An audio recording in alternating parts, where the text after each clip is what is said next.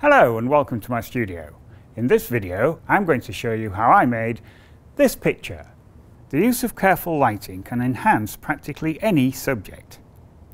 In this case, the subtle change in graduation on the background has been controlled at the same time as controlling the highlights in the tulips.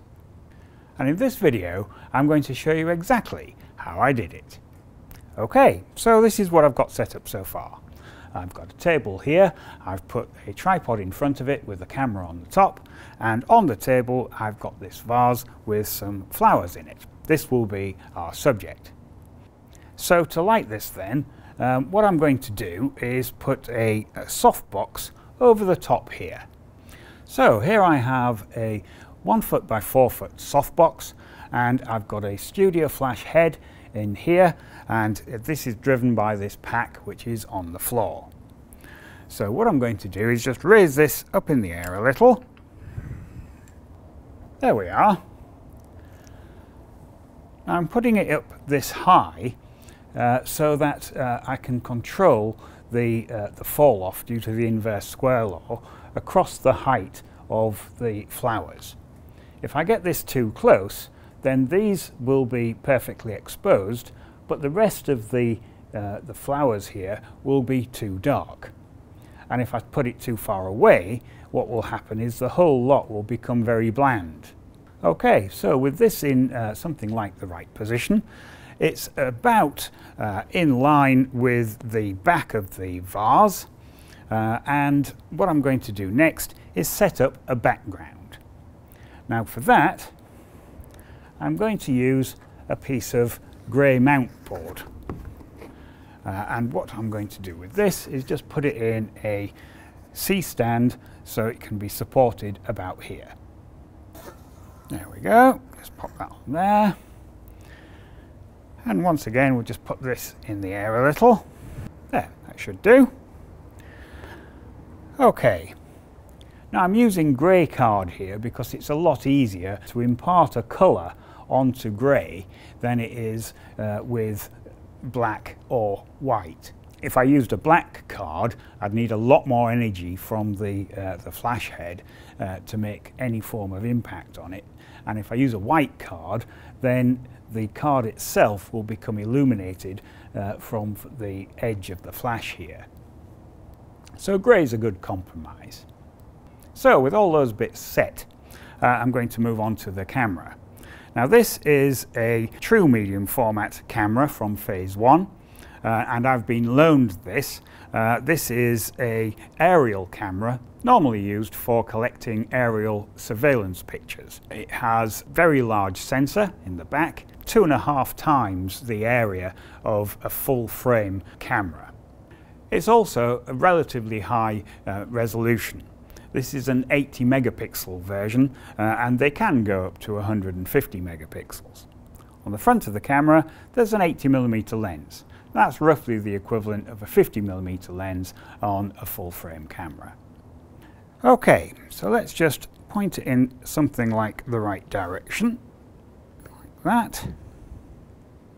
Now the camera will be fully controlled from Capture One software, and I can show on here the settings that are on the camera at the moment. So it has a shutter speed of 1/100th of a second, which is the flash sync speed for that particular camera, ISO 100, and an aperture of 5.6. So shutter speed of 1/100th of a second is relatively slow for a flash sync speed. But there again, this is a true medium format camera, and as a result the shutter has to move quite a long way. That's why it is relatively slow. However, this particular camera, and the majority of true medium format cameras, have a little trick up their sleeve which is going to help us out with that. I'll come to that in a moment. So the first thing to do will be just to take a test image with no flash, just to see what sort of contamination we get from the house lights.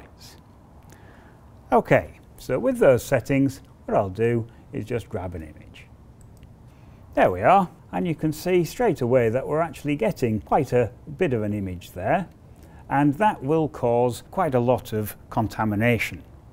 So the choice with a normal camera would be to turn the house lights out or put up with the contamination. But with true medium format camera, there's another thing that you can do. It has more than one shutter. It has a focal plane shutter, the type that you would normally find in your full frame cameras, but it also has a leaf shutter built into the lens. Now the leaf shutter has the ability to synchronize with flash up to much higher speeds, typically 1/1000th or above. So what I'm going to do is just change over from using the focal plane shutter down here, and I'm going to change that to leaf. And now that I've made that change, I can change the shutter speed from 1/100th and take it up to 1/1000th. So that should cut out the majority of the light from the house lights. Let's just give that a go. There. So that's a resounding success. So any light that we add now won't be affected at all by the house lights. And that's all down to using the leaf shutter in the lens. Now you could do that with high-speed sync, but you would need to have quite a lot of energy as it is quite wasteful. And this forms a very neat alternative. Okay, so with all that done, next thing to do would be to turn the flash on, and just at an arbitrary energy level, I'll just grab an image.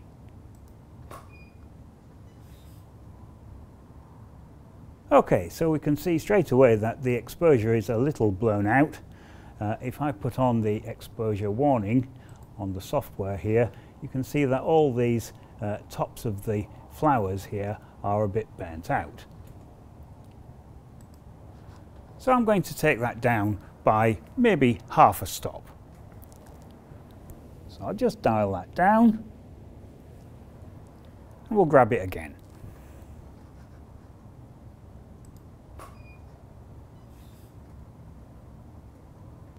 There we are, that's a little bit better, but I think the top here is showing signs of flare. The angle that the light is at, quite a lot of that will be going straight into the lens. So I need to flag this off a little. So to control that flare, what I'm going to do is just place this stand here, and I have a card flag.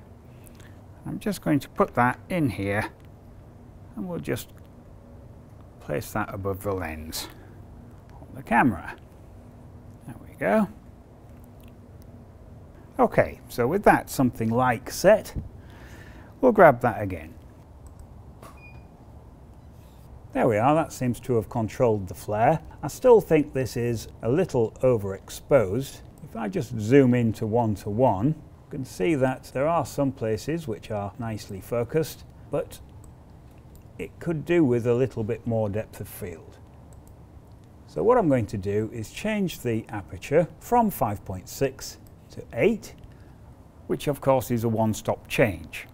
So that should take the overall exposure down a little as well.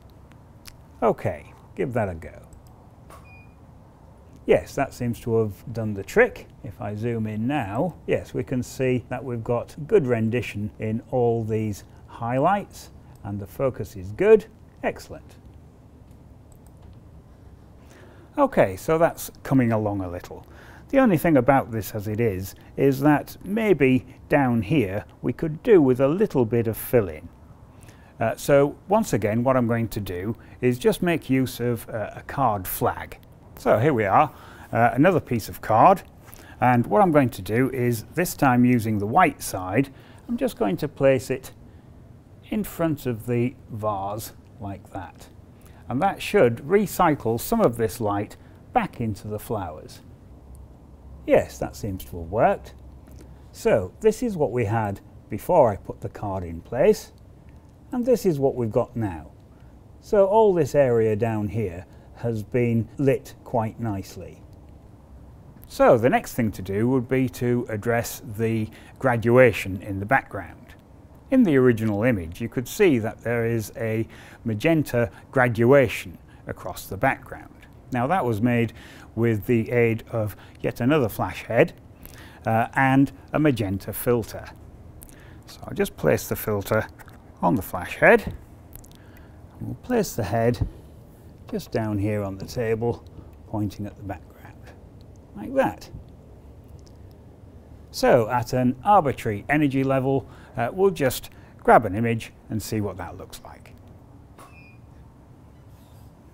Okay, so that's starting to come along quite nicely. You can see here we have a bit of graduation, but I think overall the flash needs to be more concentrated around where the flowers are. So in order to do that, what I'm going to do is just put a snoot on the flash. So here I have a cardboard snoot, and I'm just going to place that on the front of the flash head, like so. So with that in place, we'll grab another image. There we are, that seems to have worked.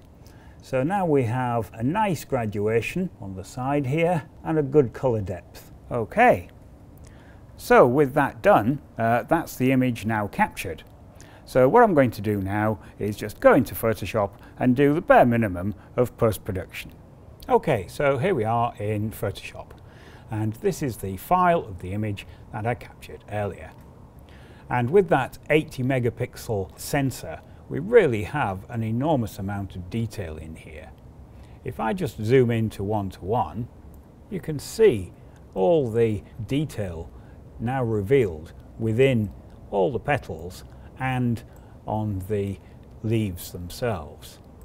Okay, so the first thing to do then would be just to make a duplicate of this file so that I can edit the duplicate and then we can retire the camera original. That gives us some redundancy, and the way I prefer to do that is just to go onto the background layer here and right click the mouse, ask for a duplicate layer, but ask for a new document, and we'll just call it tulips.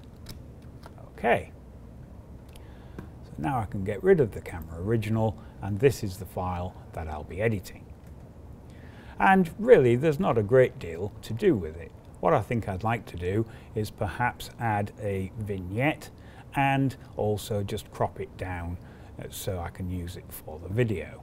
So I'm going to do the cropping first. So just with the crop tool, I'll pick a specific ratio because I'm using this for video. Here we are, 16:9, and I might just move that slightly up in the frame like that. There. It's very pleasant. Just click on OK. Now I'd like to add a very slight vignette to the sides.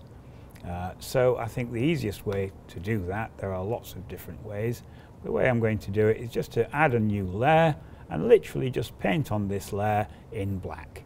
So just make sure that black is selected as the foreground colour. I'll pick a paintbrush and I'll make that quite large and very soft. And I'm just going to paint down the sides. So I'll just click at the top, click at the bottom, hold down the Shift key, and it'll just draw a line between the two, like so. And I'll just do the same on the other side. So click at the bottom, hold down the Shift key, click at the top, and that just draws it in. Excellent. And there we have it. So by using good lighting technique, I've been able to keep the highlights and control the shadows across the image.